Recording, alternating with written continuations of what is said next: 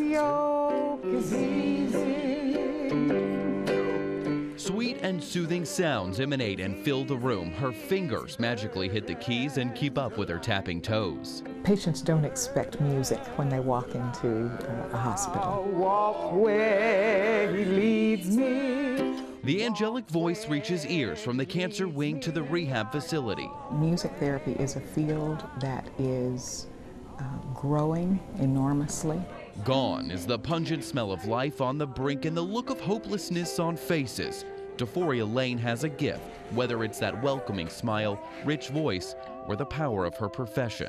Music can draw tears, it can create laughter, people can reminisce. It goes where words cannot. And it was the music, not words, that led Lane into a battle on her own personal journey.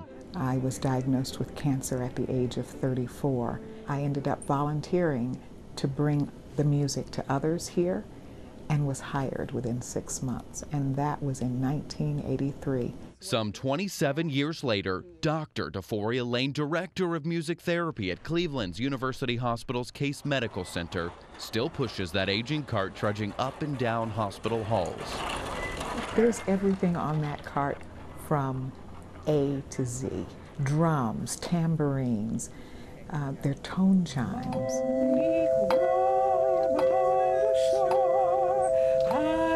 The instruments, the songs, love and laughter help heal. It makes it so much easier to move your hurting parts when you're doing it to a rhythm rather than jerking through your pain. 3 weeks of intense rehab at Hannah House is helping Hinda regain movements in her arms and legs after a terrible fall. I used to dance to that. A memory from the past brought to the present once again. Oh, yeah. And in the Ireland Cancer Center, another brave soul awaits the next round of chemotherapy. Pancreatic cancer, bladder cancer. Daniel and his family are fighting. 2 months almost. 2 months. Been going through a terrible sickness. But for a few minutes, his own sounds drowned out the beeping machines. The bandages and tubes are forgotten while a family leans on one another and DeForia Lane. They feel themselves, and I can ask for nothing more than that. Hallelujah. I needed to let that out. Yeah. Oh, yeah. While people sing Lane's praises, DeForia is incredible. She really is. she continues introducing people to the power of music as medicine.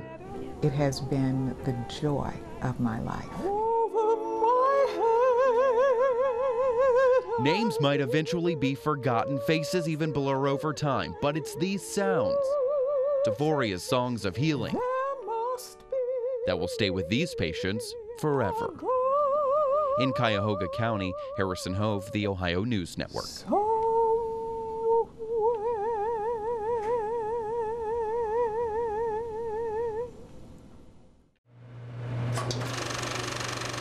Once upon a time, it's how all the old classics start. I've spent all my life in show business.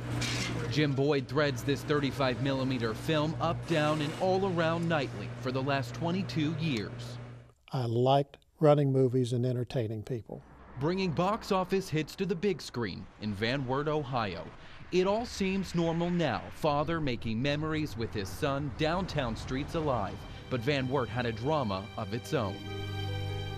There was an eerie feeling in the air that you could just tell something bad was going to happen.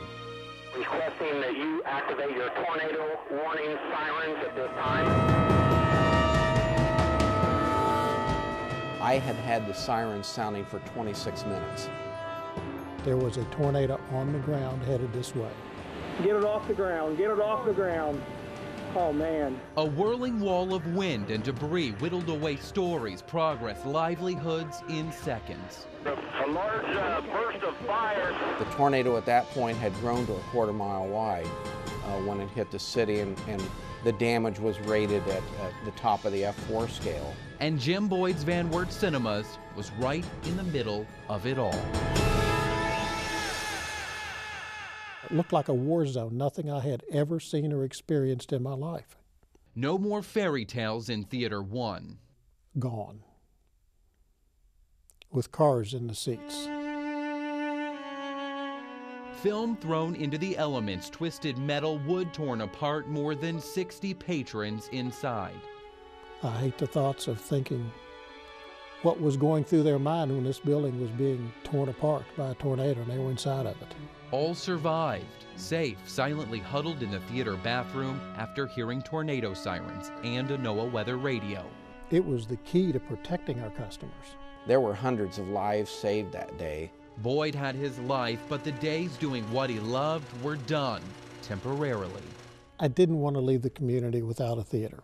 He worked to bring the fanfare back. Popcorn, boxes of candy, and big-name stars. Inadequate insurance meant getting help from the Small Business Administration, making the rebuilding process a long one. I think I dealt with 8 different loan officers, each of which you had to bring up to speed as to what was going on.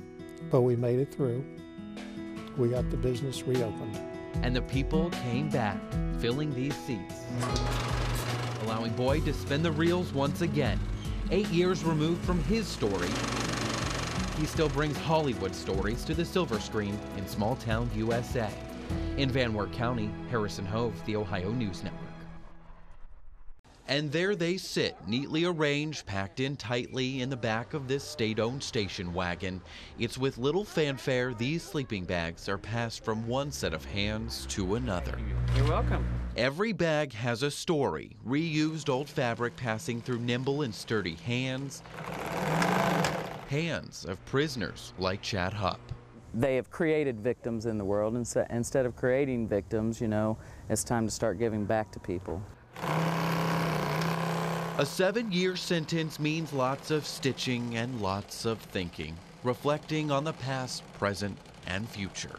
You know, I know I'm incarcerated, but the feeling that I've done something that's going to help someone, you know, that makes me feel good. From a face forgotten over time, locked up behind barbed wire, a gift of goodness is assembled. It's handed off on this gray and dreary day to another faceless segment of society. He who has shown no mercy shall be judged without mercy. A line from the Bible, James 2:13 to be exact. The Foundation Shelter's founder, Ed Klum, lives by those words, helping homeless for the last 15 years. I didn't have any choice after I made an intense study in the gospel and found out what it is the Lord expects all of us to do. And so this was the result. A man with a means providing shelter and comfort.